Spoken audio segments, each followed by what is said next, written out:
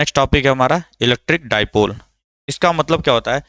जब two equal and opposite charges are separated by a very small distance. ठीक है, statement सबका याद रखो लो पहले। डेफिनेशन, कूलम्स लॉ का डेफिनेशन, इलेक्ट्रिक फील्ड का डेफिनेशन, इलेक्ट्रिक फील्ड इंटेंसिटी का डेफिनेशन, प्रॉपर्टीज, और सब कुछ बोला गया था लिख लिख करके याद रखने के लिए, तो उस तरह याद रखो, क्योंकि डेफिनेशन भी पूछता है वो 2 नंबर 3 नंबर में क्वेश्चन आएगा। 5 6 नंबर का डेफिनेशन क्वेश्चन आता है, तो अगर वही नहीं याद रहेगा तो नंबर कट जाएगा। ठीक, तो प्रॉपर तरीके से लिखना सीखो लो। ठीक है, तो इलेक्ट्रिक डाइपोल का मतलब क्या हुआ हमारा?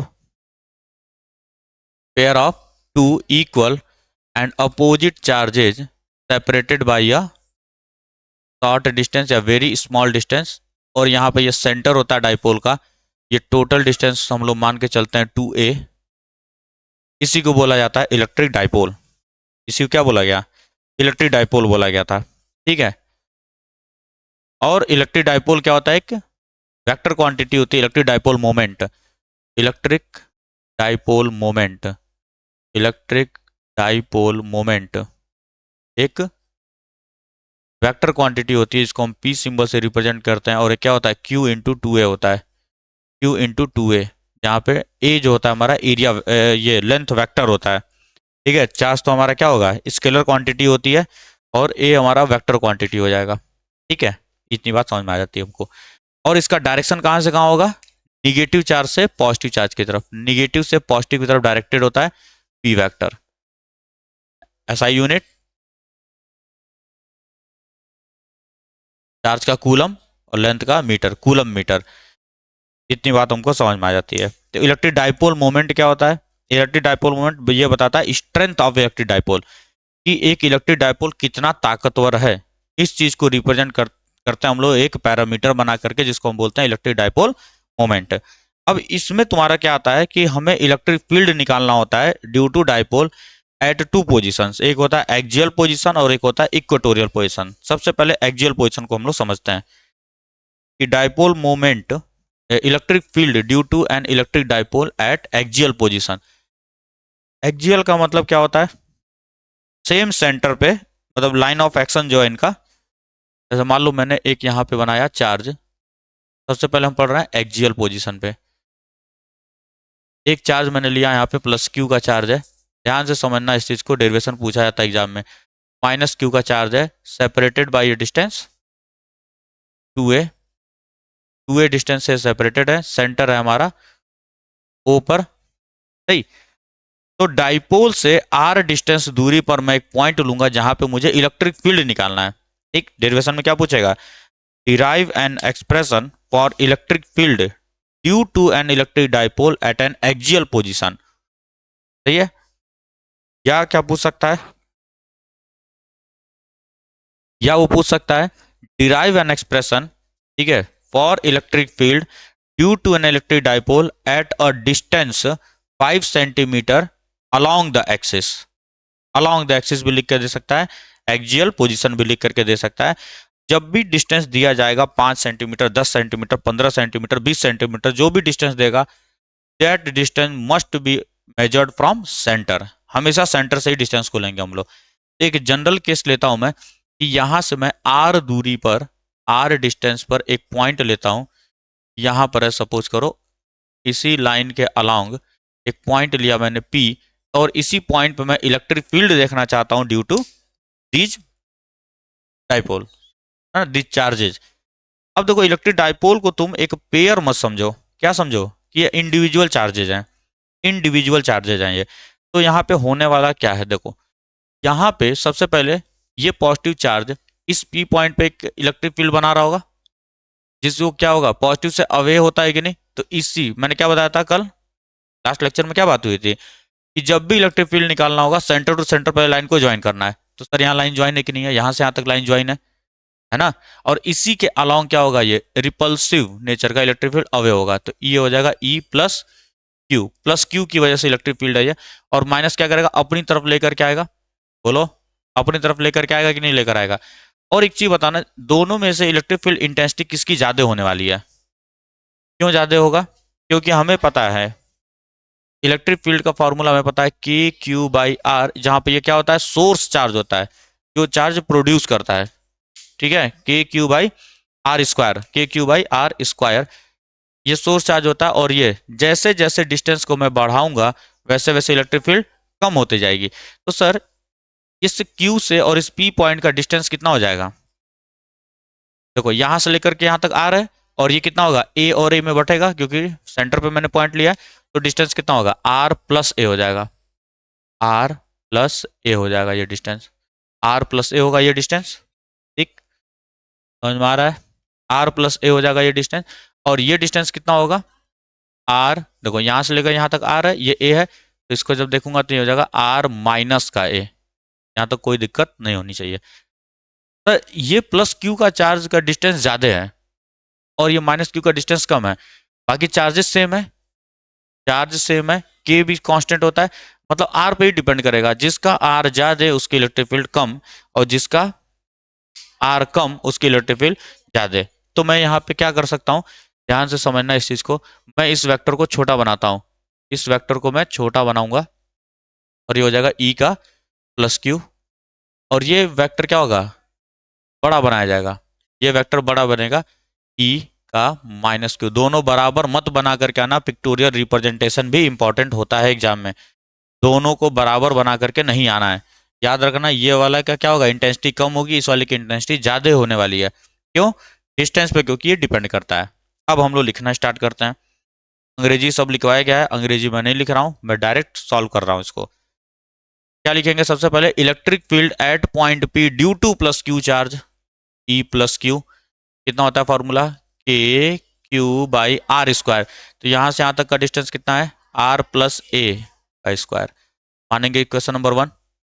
Electric field at point P due to minus Q charge, minus Q charge जाएगा के Q by R minus A का स्क्वायर। ठीक है, अब सबसे पहला तुम्हारा डाउट होगा, होना चाहिए था कि सर यहाँ माइनस क्यों नहीं लगाया आपने? माइनस चार्ज है, माइनस साइन है, क्यों नहीं लगाया आपने? क्योंकि निगेटिव चार्ज लिया हमने। क्यों नहीं लगाया गया? क्योंकि मैं ऑलरेडी वेक्टर बना करके उसका डायरेक्शन मैं ले चुका हूं। सही है, तो जब भी वेक्टर क्वांटिटीज के साथ तुम डील कर रहे होगे, ध्यान से सुन लो इस बात को, जब भी तुम वेक्टर क्वांटिटीज के साथ डील कर रहे होगे, तुम ऑलरेडी डायरेक्शन बना चुके हो। तो तुम्हें क्या लेना है? हमेशा पॉजिटिव साइन लेकर के चलना है।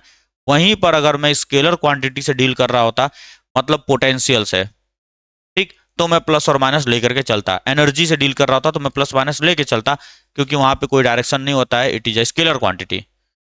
इतनी सिंपल सी बात समझ में आती है। स्केलर क्वांटिटी होने की वजह से हम लोग डायरेक्शन को लेते हैं, और वेक्टर में हम एरो बना दिए हैं तो डायरेक्शन का मैंने ध्यान रख दिया है। अगर मैं ये एरो नहीं बनाता तब मैं यहाँ पे प्लस माइनस लेकर के चलता, अरे बात समझ, तब मैं यहाँ पे प्लस माइनस लेके चलता, तो उस समय इसके ऊपर वेक्टर का सिंबल लगाता। मैं यहाँ पे सिर्फ मैग्नीट्यूड लेकर के चल रहा हूँ, वेक्टर लेकर के नहीं चल रहा हूँ मैं।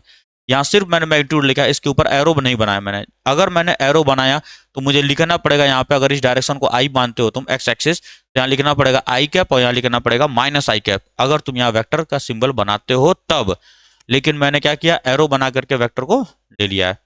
ठीक, चलो अब इस पॉइंट पे नेट इलेक्ट्रिक फील्ड कितना हो जाएगा? Net electric field at P, net electric field at P, net electric field at P क्या हो जाएगा? ईपी इज इक्वल टू, साफ साफ दिख रहा है बालक, दोनों अपोजिट डायरेक्शन में, दो वेक्टर्स जब भी अपोजिट डायरेक्शन में एक्ट कर रहे होंगे तो हम क्या करते हैं? सबट्रैक्ट करते हैं, बड़ा में से छोटा। क्या बोला? बड़ा में से छोटा। तो ई माइनस क्यू में से ई प्लस क्यू को घटाया जाएगा, क्योंकि ये सर बड़ा है और ये सर छोटा है ना। तो हो जाएगा के क्यू, कॉमन ले लेता हूं मैं, 1/r माइनस ए का स्क्वायर माइनस 1/r प्लस ए का स्क्वायर। किसी को कोई आपत्ति नहीं होनी चाहिए यहां तक। ठीक, सिंप्लीफाई करो, एलसीएम लेंगे। एलसीएम लेने का सबसे आसान तरीका, इसका इधर मल्टीप्लाई, इसका इधर मल्टीप्लाई, इन दोनों का आपस में मल्टीप्लाई। ये क्या है? ए माइनस बी ए प्लस बी है, तो ये हो जाएगा ए स्क्वायर माइनस बी स्क्वायर का होल स्क्वायर, क्योंकि स्क्वायर बैठा हुआ था। और इनको जब इधर क्रॉस मल्टीप्लाई करेंगे तो क्या हो जाएगा? आर प्लस ए का होल स्क्वायर, इधर जाएगा तो आर माइनस ए का होल स्क्वायर। और सब लोग पढ़े हैं, सब लोग पढ़े हैं, जब भी ए प्लस बी का होल स्क्वायर माइनस ए माइनस बी का होल स्क्वायर होता है, तो उसको जब सॉल्व करते हो तो 4ab आता है, a square b square cancel out हो जाएगा, तो यहाँ पर आएगा 4ab, 4ab आता है, 4ar हो जाएगा। सही। अब देखो जरा, यहाँ पे हम लोग थोड़ा सा कॉन्सेप्ट लेके चलते हैं नेग्लेक्ट करने का कॉन्सेप्ट लेके चला जाता है। Since this R distance is बहुत बहुत बड़ा देन ए, क्योंकि ये जो मैं इतना दूरी बनाया हूँ एक्चुअल में इतना दूरी होता नहीं है, ये बहुत छोटा होता है। बहुत शॉर्ट डिस्टेंस पे हम लोग क्या करते हैं, सेपरेशन करके रखते हैं डाइपोल्स में, बहुत शॉर्ट क्या होगा, सेपरेशन होता है। तो यहाँ पे सिंस सिंस आर इज, हमेशा याद रखना आर हमेशा ही बड़ा होता है डाइपोल केस में। Since are is greater than A, therefore R square और greater than A square, hence क्या कर सकता हूं मैं, A square can be neglected. किसके कंपैरिजन में, आर स्क्वायर के कंपैरिजन में कैन बी नेग्लेक्टेड।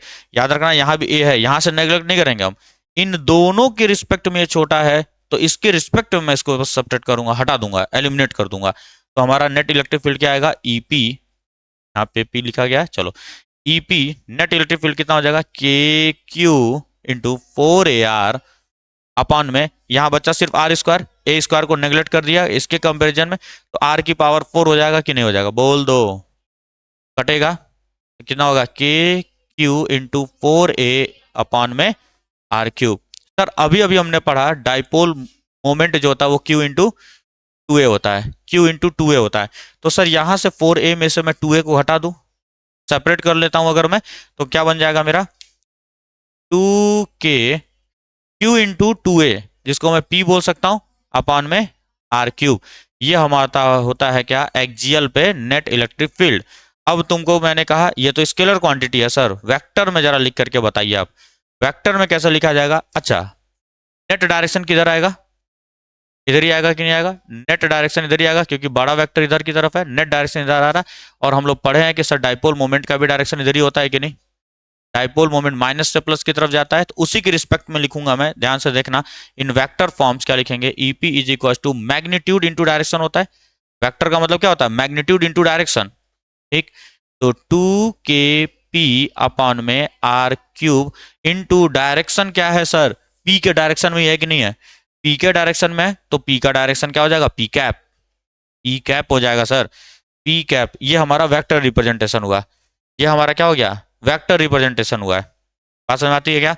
अब P इंटू पी कैप कितना होता है, ध्यान दो इधर, वेक्टर बाई मैग्नीट्यूड होता है कि नहीं, वेक्टर बाई मैग्नीट्यूड होता है। तो P इंटू पी कैप को मैं क्या लिख सकता हूँ, P वेक्टर लिख सकता हूँ कि नहीं, बोल दो।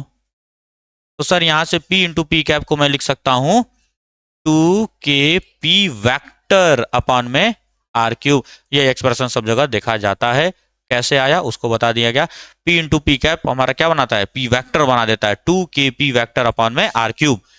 अगर तुमने ध्यान दिया होगा, एक आइसोलेटेड चार्ज से इलेक्ट्रिक फील्ड क्या होता है, inversely proportional to R square होता है, लेकिन डाइपोल से क्या हो गया, आर की पावर 3 हो गया। यही सबसे पहला सवाल पूछा जाता है, सबसे पहले यही सवाल पूछा जाएगा कि दोनों में डिपेंडेंसी क्या होती है। तो आइसोलेटेड चार्ज से आर स्क्वायर लॉ को फॉलो करता है, इनवर्स आर स्क्वायर लॉ को फॉलो करता है, और यहाँ पे इनवर्स क्यूब लॉ को फॉलो करता है, आर क्यूब इनवर्स क्या हो जाएगा, आर क्यूब हो जाता है। सही है, यहाँ तो कोई आपत्ति नहीं। अब इक्वेटोरियल पोजीशन पे चलते हैं, फिर ग्राफ बना लेंगे। ग्राफ नहीं बनाया गया था क्या इसका, चलो इसका ग्राफ भी बना दूंगा, ठीक है। पहले अब चलते हैं इक्वेटोरियल पोजीशन पे। अब है हमारा इक्वेटोरियल पोजीशन पे। इक्वेटोरियल का मतलब क्या होता है, इक्वेटर मींस 90 डिग्री पे हो। जब भी मैं पॉइंट लूंगा कहाँ पे, डाइपोल से 90 डिग्री पे। अभी क्या लिया था, अलोंग द एक्सिस, अब परपेंडिकुलर टू द एक्सिस, ठीक है। तो जब भी perpendicular to the axis point लिया जाएगा, दैट मीन्स यहां पे मान लो मेरा चार्ज रखा गया है और यहां पे चार्ज रखा गया है, सही। तो तुम लोग को ये सॉल्व करवाया गया था, तो माइनस में आ रहा होगा ना आंसर, ऐसे ही आ रहा था, ठीक है। तो इधर मान लेते हैं हम लोग माइनस का क्यू चार्ज, और इधर हमारा है प्लस का क्यू चार्ज, और ये हमारा सेंटर है, दोनों के बीच का सेपरेशन 2A है। ध्यान से समझना इस चीज को। अब हमारा जो पॉइंट है, अभी क्या लिया था, एक्सिस क्या लाऊं, अब कहां पर हो जाएगा, 90 डिग्री इक्वेटर पे, ठीक है।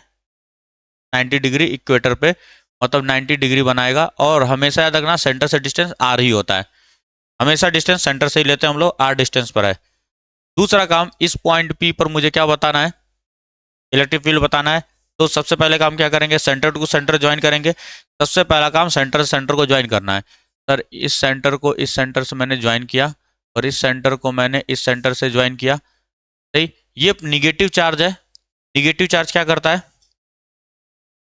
अपनी तरफ खींचेगा, टूवर्ड्स होगा। तो सर निगेटिव चार्ज की वजह से इलेक्ट्रिक फील्ड लाइंस टूवर्ड्स आएंगी इधर की तरफ। ये हो जाएगा इलेक्ट्रिक फील्ड माइनस का क्यू, और पॉजिटिव से क्या होगा, अवे जाएगा। पॉजिटिव इसी लाइन के अलॉन्ग क्या जाएगा, अवे जाने वाला है। E plus Q vector and this also vector. ठीक, ये डिस्टेंस हमारा ए है, ये डिस्टेंस हमारा ए है। तो ये डिस्टेंस कितना होगा, by Pythagoras theorem, a square plus r square या r square plus A square. Distance will be r square plus A square. Distance भी निकल गया। अब electric field at P due to minus q, E minus q कितना हो जाएगा, के Q by are square. इसका स्क्वायर करूंगा तो स्क्वायर रूट गायब हो जाएगा, स्क्वायर रूट गायब हो जाएगा। ठीक है, फर्स्ट इक्वेशन। सेकेंड इक्वेशन है ई प्लस का Q, K Q by are square, square root गायब हो जाएगा। इक्वेशन नंबर 2, दोनों के दोनों सेम वेक्टर्स हो गए कि नहीं, दोनों का मैग्नीट्यूड सेम है। अब एक चीज को याद रखना हमेशा, जब भी दो वेक्टर्स का मैग्नीट्यूड सेम है तो रिजल्टेंट उनके बिल्कुल बीचों बीच से निकलता है। अगर 60 डिग्री का एंगल बनाया है तो रिजल्टेंट 30 डिग्री एंगल बना के जाएगा। अगर 90 डिग्री बनाए होंगे तो 45 पे निकल के जाएगा। अगर 30 डिग्री बनाए हैं दोनों के बीच में एंगल तो 15 पे निकल के जाएगा। जब भी दोनों वेक्टर्स का रिजल्ट मैग्नीट्यूड सेम होता है तो जो रिजल्टेंट है वो बिल्कुल बीचों बीच निकलता है, एंगल बाइसेक्ट करते हुए निकलता है। इस चीज को अपने दिमाग में बिठा कर रखना। जब भी दो वेक्टर्स का मैग्नीट्यूड सेम है तो बिल्कुल बीचों बीच से निकलेगा, बाइसेक्ट करता हुआ, एंगल बाइसेक्ट करेगा वो। ठीक, लेकिन सर अब हमको एक बात पता है, यहां से एक बात हम समझ रहे हैं, एक वेक्टर इधर जा रहा है, एक वेक्टर इधर जा रहा है, तो parallelogram law of vector addition से सॉल्व होगा कि नहीं होगा। तो इसको बनाएंगे एक पैरेललोग्राम, सही है। और यहां से एक इधर की तरफ आएगा electric field, net electric field इधर आ रहा है कि नहीं आ रहा है, यही हमारा होगा नेट इलेक्ट्रिक फील्ड। लेकिन अब सर कैसे सॉल्व किया जाएगा इसको, क्योंकि रिजल्टेंट निकालने का फॉर्मूला जो होता है, रिजल्टेंट का फॉर्मूला होता है root over a square plus b square plus 2ab cos theta. या तो इस फॉर्मूले से निकालो, इस फॉर्मूले से निकालने के लिए अपन लोग को कॉस थीटा चाहिए, और थीटा क्या होता है, angle between both the vectors, angle between both the vectors ये होता है थीटा। सही, लेकिन मुझे इन दोनों वेक्टर्स के बीच का एंगल तो पता ही नहीं है, सही है ना। और एक दूसरा तरीका होता है रिजल्टेंट निकालने का, रिजॉल्व करके। दूसरा तरीका रिजॉल्व करके कैसे निकालते हैं सर, इस वेक्टर को मैं यहाँ साइड में बना रहा हूँ यहाँ पे समझाने के लिए। ठीक है, यहाँ बनाते हैं। एक वेक्टर ऐसे है, देखो ये जा रहा है नीचे की तरफ और ये कहाँ जा रहा है, ऊपर की तरफ। और इसका जो रिजल्टेंट है, दोनों वेक्टर बराबर बनेगा बाबू, क्योंकि दोनों का मैग्नीट्यूड बराबर है ना, तो ऑलमोस्ट इक्वल लेंथ का। अब स्केल से नापने की जरूरत नहीं है, लेकिन ऑलमोस्ट इक्वल बनना चाहिए। ये है हमारा ई का प्लस क्यू वेक्टर, और ये हमारा क्या है, ई का माइनस क्यू वेक्टर है। इन दोनों का जो रिजल्टेंट होगा सर, रिजल्टेंट जो होगा वो इधर निकलेगा, यहाँ पे ये ईपी वेक्टर यही बनाया गया है। अब अगर तुम ध्यान दे रहे होगे तो सर जो यहाँ एंगल बन रहा होगा थीटा, वही एंगल यहाँ ही बन रहा होगा थीटा, और सेम एंगल यहाँ ही बन रहा होगा थीटा। क्योंकि अभी बात हुई दोनों एंगल क्या होते हैं, बराबर होते हैं। दोनों एंगल्स बराबर होते हैं, डेट मीन्स ये एंगल कितना है, थीटा है, और ये एंगल भी कितना है, थीटा है। सही है, ज्योमेट्री के हिसाब से भी चलोगे तो ये एंगल अगर थीटा है तो ये दोनों पैरेलल लाइंस है, तो करस्पॉन्डिंग एंगल बोल लो, यहाँ पर अल्टरनेट इंटीरियर एंगल बोल लो।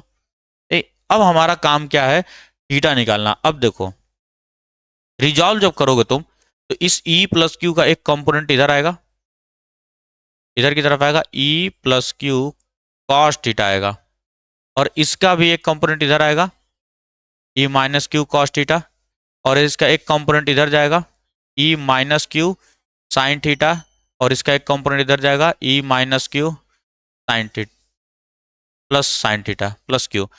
ये दोनों की वैल्यू सेम है कि नहीं है, E plus Q minus Q value same है, साइन थीटा भी सेम है। इसका मतलब ये और ये आपस में कैंसिल आउट हो जाएंगे। नेट वेक्टर्स कहाँ मिला, मुझे इस डायरेक्शन में मिला, और वही रिजल्टेंट बना रहा होगा। मतलब इलेक्ट्रिक फील्ड का जो कॉस वाला कंपोनेंट है, इलेक्ट्रिक फील्ड का जो कॉस वाला कंपोनेंट है वही क्या कर रहा है, रिजल्टेंट बना रहा है हमारा।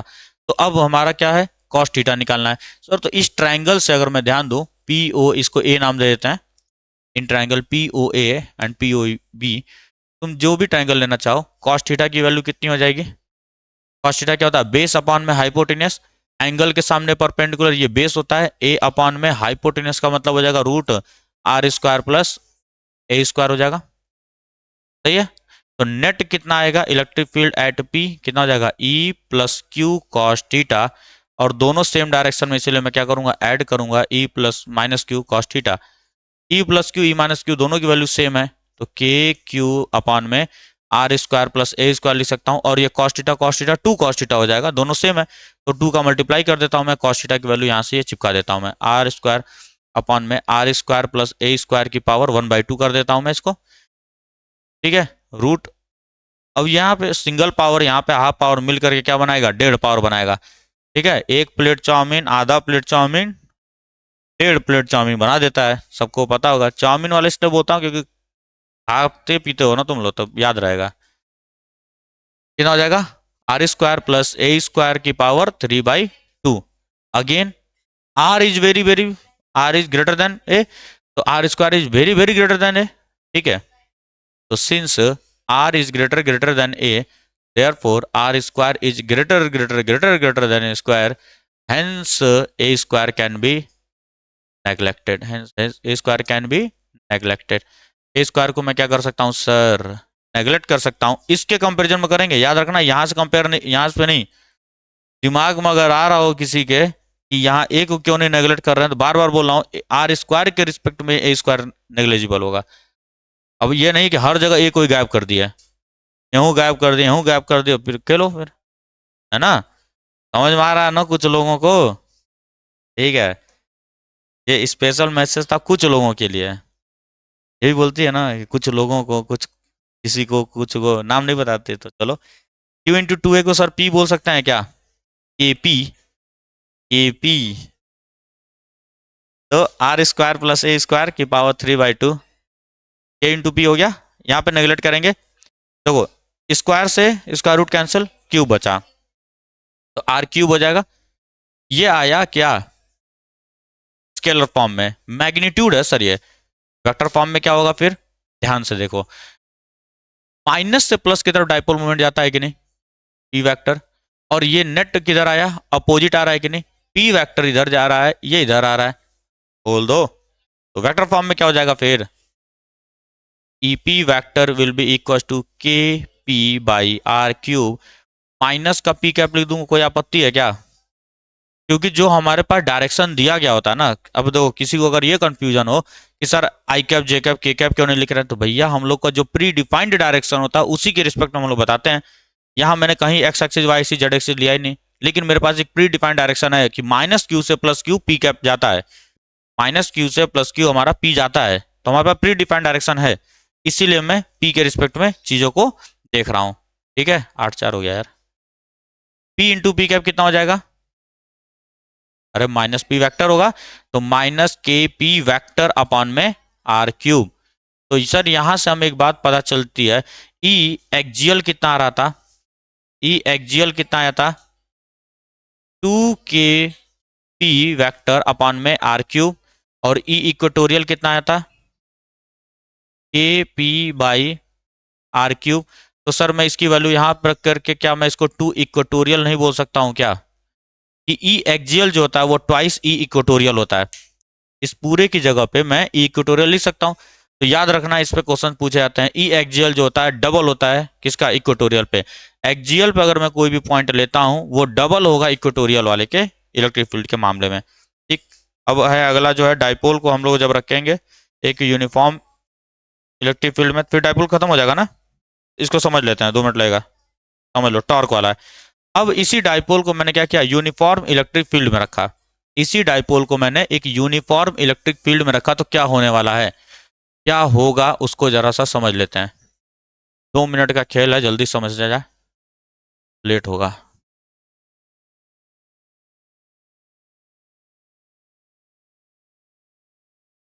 देखो, dipole in a uniform electric field, dipole in an uniform electric field, dipole in an uniform electric field, अगर मैं इसको इलेक्ट्रिक फील्ड में रखता हूं तो क्या होने वाला है, इसको जरा देखो। सर ये डाइपोल था मेरा, यहां पे मान लेते हैं हमारा क्या है, प्लस क्यू का चार्ज है और यह हमारा क्या है, माइनस क्यू का चार्ज है, और मेरा ये एक्सटर्नल इलेक्ट्रिक फील्ड है, एक्सटर्नल इलेक्ट्रिक फील्ड है ये। बात आती है समझ में? ये एक्सटर्नल इलेक्ट्रिक फील्ड है जो इधर से इधर की तरफ जा रहा है। सबको पता है कि सर अगर किसी भी चार्ज को मैं एक्सटर्नल इलेक्ट्रिक फील्ड में रखूंगा it will experience a force, है ना? अरे इलेक्ट्रिक फील्ड मतलब दायरा है सर ये। किसी चार्ज को लाऊंगा, मकड़ी का जाला है पूरा, अगर एक कोई भी कीड़ा आया, मक्खी आई, तो अब उसके ऊपर फोर्स लगाना स्टार्ट हो गया, मकड़ी दौड़ के जाएगा, उसको पकड़ने वाला है। वही सेम केस यहाँ पे हुआ कि सर जैसे ही चार्ज है हमारा किसी एक्सटर्नल इलेक्ट्रिक फील्ड में रख रहे हैं तो ये एक्सपीरियंस करेगा एक फोर्स। और हमको पता है फोर्स का फॉर्मूला क्या होता है, क्यू इंटू ई, क्यू इंटू ई होता है सर। तो अगर पॉजिटिव चार्ज की बात करूं तो फॉर्मूला क्या हो जाएगा, प्लस क्यू इंटू ई, और माइनस निगेटिव चार्ज आएगा तो माइनस क्यू इंटू ई हो जाएगा, माइनस क्यू इंटू ई हो जाएगा। ठीक है, तो फोर्स क्या लगेगा फिर, अपोजिट डायरेक्शन में, इलेक्ट्रिक फील्ड के अपोजिट डायरेक्शन में। पॉजिटिव चार्ज में in the direction of electric field force लगता है जिसको हम बोलेंगे क्यू ई। बात समझ में आती है क्या? और निगेटिव में क्या लगेगा, अपोजिट टू डायरेक्शन, माइनस का क्यू ई। ठीक है, तो यहाँ माइनस तुम ऑलरेडी दिखा चुके हो, डायरेक्शन को पलट करके सिर्फ क्या लिखूंगा मैं, क्यू ई लिखूंगा। यहाँ माइनस क्यू ई मत लिखना, माइनस क्यू ई का मतलब इधर हो जाएगा, क्योंकि डायरेक्शन ऑलरेडी तुमने पलट दिया ना, इससे डायरेक्शन पलट दिया तुमने, तो क्या लिखेंगे हम, क्यू ई लिखेंगे, माइनस क्यू ई नहीं लिखेंगे। बात आ रही समझ में? क्योंकि तुमने डायरेक्शन पलट के दिखा दिया है। अगर माइनस क्यू ई लिखना होगा तो इधर लिखना, फिर डायरेक्शन इधर शो करना है, तब माइनस क्यू ई का मतलब इधर जाएगा। अब एक चीज समझो कि मान लो हमारे पास दिया गया है क्या, एक डाइपोल ऐसे इस तरीके से रखा है ना डाइपोल, इस पर फोर्स लग रहा है इधर की तरफ ऐसे, और इस पर फोर्स लग रहा है इधर की तरफ। तो ये क्या करेगा, ये इसको ऐसे रोटेट करवाएगा कि नहीं? और क्योंकि दोनों फोर्सेस क्या हैं, इक्वल है, दोनों फोर्स इक्वल है, तो एकदम बराबर से ऐसे लेके जाएंगे। अगर ये फोर्स ज्यादा होता तो इसको तेजी से ले जाता, धीरे धीरे सरक सरक के जाता, अगर ये फोर्स ज्यादा होता तो ये सरका सरका के भेजता। लेकिन हमारा क्या है, ये दोनों के दोनों फोर्सेस बराबर है, इसलिए स्मूथली ये क्या करेगा, सर्कुलर मोशन करेगा, और कहां तक, यहां तक आएगा। और जैसे यहां पर आया फोर्स क्या हो गया, इस तरह से हो गए। अब दोनों फोर्स से क्या हो गया, अपोजिट डायरेक्शन में हो गए, तो अब ये रोटेट करा पाएंगे क्या, नहीं सर, ये रोटेट नहीं करा पाएंगे। इसका मतलब इसमें एक लगेगा टॉर्क जो इसको ऐसे अलाइन करेगा in the direction of electric field, और जैसे ही अलाइन होंगे इलेक्ट्रिक फील्ड, ये फोर्स हमेशा ऐसे लगेगा, फोर्स हमेशा ऐसे लगना है, फोर्स टेढ़ा उड़ा नहीं होगा। जैसे ही यहाँ पे अलाइन हुआ, ये जैसे ही यहाँ अलाइन हुआ, ये फोर्स इधर लगने लगेगा क्यू ई, और इस पर क्या फोर्स लगेगा, इधर की तरफ माइनस प्लस का क्यू ई, इधर अपोजिट डायरेक्शन में। ये फोर्सेज इक्वल एंड अपोजिट हो गए, मतलब इक्विलिब्रियम मेंटेन हो चुका है, रेस्ट पे आ जाएगा, डाइपोल जाकर कैसे रुक जाने वाला है। तो टॉर्क कैसे निकालते हैं हम लोग यहाँ पे, सर यहाँ पे टॉर्क आया, टॉर्क निकाला जाएगा। टॉर्क का मतलब क्या होता है, force multiplied by perpendicular distance, force multiplied by perpendicular distance, यही होता है टॉर्क। ठीक है, इसी यहाँ देखो, मान लो ये थीटा डिग्री पे अलाइन था, सपोज कर लेते हैं थीटा डिग्री पर अलाइन था, और ये डिस्टेंस हमारा a इंटू ए क्या है, 2a डिस्टेंस है। टोटल डिस्टेंस हमारा कितना होता है, 2a डिस्टेंस होता है। ठीक, तो इस 2a का इधर कंपोनेंट कितना आएगा, 2a साइन थीटा, और इधर क्या कंपोनेंट आएगा, 2a कॉस थीटा, इधर कंपोनेंट आएगा 2a कॉस थीटा। सर इन दोनों फोर्सेस के बीच में ध्यान से सुन लो, एक फोर्स इधर लग रहा है, एक फोर्स इधर लग रहा है, देखो एक फोर्स इधर लग रहा है और एक फोर्स कहाँ लग रहा है, इधर लग रहा है ना, ऐसे ऐसे लग रहा है कि नहीं, ये फोर्स देखो, ये फोर्स यहाँ पर, ये फोर्स यहाँ पे है, दोनों के बीच में परपेंडिकुलर डिस्टेंस कितना है, 2a sin थीटा है कि नहीं है। देखो इन दोनों को मैं अगर लाइन ऑफ एक्शन बराबर करता हूं तो दोनों के बीच का परपेंडिकुलर डिस्टेंस कितना है, 2a है, दोनों के बीच का परपेंडिकुलर डिस्टेंस 2a है। तो मैं क्या लिखूंगा, torque is nothing but force multiplied by perpendicular distance between both. Force कितना है, Q E into 2a sine theta हो जाएगा, सही। और Q इंटू 2a क्या होता है, P हो जाता है, तो पी ई साइन थीटा। और सर अगर कहीं पे साइन थीटा आता है, P भी एक वेक्टर है, E भी एक वेक्टर है, साइन थीटा आया तो वेक्टर फॉर्म में क्या लिख सकते हैं इसको, P cross E, P cross E लिख सकते हैं। वेक्टर फॉर्म में ये होता है, स्केलर फॉर्म में क्या होता है, P E साइन थीटा। अब इसमें हम लोग दो चीजें पढ़ते हैं, एक होता है स्टेबल इक्विलिब्रियम, एक होता है अनस्टेबल इक्विलिब्रियम। स्टेबल इक्विलिब्रियम और अनस्टेबल इक्विलिब्रियम, इसका मतलब क्या हुआ, ठीक है, जब भी हमारा P जीरो पर आ गया, स्टेबल इक्विलिब्रियम का मतलब ये होता है कि अगर मैं सिस्टम को उठा के हटाता हूं, उसको डिस्टर्ब करता हूं, तो वापस से अपने इनिशियल कॉन्फ़िगरेशन में आ जाए वो। स्टेबल इक्विलिब्रियम का मतलब होता है जब भी मैं किसी भी सिस्टम को डिस्टर्ब करता हूं, ठीक है, जैसे देखो ऐसे था, ठीक है, मैं इसको ऐसे डिस्टर्ब करूंगा तो वापस से रिस्टोरिंग फोर्स लग जाएगा, वापस इनिशियल कॉन्फ़िगरेशन में लेकर के आ जाएगा। तो जब भी किसी भी सिस्टम को मैं डिस्टर्ब करूं और वापस से इनिशियल कॉन्फ़िगरेशन में आ जाए तो उसको हम बोलते हैं स्टेबल इक्विलिब्रियम। और स्टेबल इक्विलिब्रियम कहाँ पर होता है? स्टेबल इक्विलिब्रियम होता है theta is equal to 0 degree पे। थीटा जब 0 डिग्री यहाँ पुट करूंगा साइन 0, इसका मतलब वहां पे कोई टॉर्क नहीं लग रहा होगा और एनर्जी हमारी क्या हो जाती है? निगेटिव हो जाती है, बाद में बात किया जाएगा। ठीक है, यही दो चीजें यहाँ बताई गई होंगी। और अनस्टेबल इक्विलिब्रियम का मतलब क्या हुआ? देखो बालक, इसको घुमा के इधर ला दूं, पॉजिटिव चार्ज इधर है, निगेटिव चार्ज इधर है, सही है, बना के दिखाता हूं मैं। पॉजिटिव चार्ज इधर है और निगेटिव चार्ज इधर है, तो निगेटिव पे उल्टा फोर्स लग रहा होगा, positive pay in the direction. इसको मैं हल्का सा डिस्टर्ब करता हूँ, हल्का सा डिस्टर्ब किया मैंने, इसको हल्का सा इधर घुमाया। ठीक, प्लस का क्यू चार्ज और माइनस का क्यू चार्ज, इस पे फोर्स इसी डायरेक्शन में लग रहा होगा और इस पे फोर्स किधर लग रहा होगा? इधर की डायरेक्शन में लग रहा होगा। जैसे ही मैंने डिस्टर्ब किया, ये वापस से उसी डायरेक्शन में चला गया कि नहीं? तो जब मैं डिस्टर्ब करूं, रिस्टोर ना कर पाए, उसी डायरेक्शन में ही चला जाए, उसको हम बोलते हैं अनस्टेबल इक्विलिब्रियम। अनस्टेबल इक्विलिब्रियम जब अपने आप को रिस्टोर ना कर पाए, उसको हम बोलते हैं अनस्टेबल इक्विलिब्रियम, जो कि होता है theta is equal to 180 degree पे। यहाँ पे टॉर्क की वैल्यू क्या हो जाएगी? साइन 180 कितना होता है? 0। यहाँ पर भी टॉर्क 0 लगने वाला हमको। तो इक्विलिब्रियम का मतलब तुमसे क्या समझ में आया? इक्विलिब्रियम का मतलब हमें ये समझ में आया कि जब भी सर मैं किसी भी डाइपोल को या किसी भी सिस्टम को इन जनरल, अगर मैं उसको क्या करता हूँ? डिस्टर्ब करता हूँ और वो वापस से अपनी इनिशियल कॉन्फ़िगरेशन में अगर आ जाए, तो उसको हम लोग क्या बोलेंगे? स्टेबल इक्विलिब्रियम में। और अगर इनिशियल कॉन्फ़िगरेशन में ना आकर के उसी डायरेक्शन में पलट जाए, तो उसको हम बोलते हैं अनस्टेबल इक्विलिब्रियम। ठीक है, थीटा 0 डिग्री, थीटा 180। अब इस पर और चर्चा होगी जब सेकंड चैप्टर पढ़ाया जाएगा, पोटेंशियल एनर्जी, जब हम लोग पढ़ लेंगे वहां पे फिर ये सारी चीजों को पढ़ना हमको, डाइपोल को। ठीक, तो अब उसके बाद से हम लोग का जो नेक्स्ट टॉपिक रहेगा वो क्या है? चार्ज डिस्ट्रीब्यूशन है। अब गॉसेज लॉ की तरफ हम लोग बढ़ रहे हैं, इलेक्ट्रिक फ्लक्स पढ़ेंगे, फिर गॉसेज लॉ।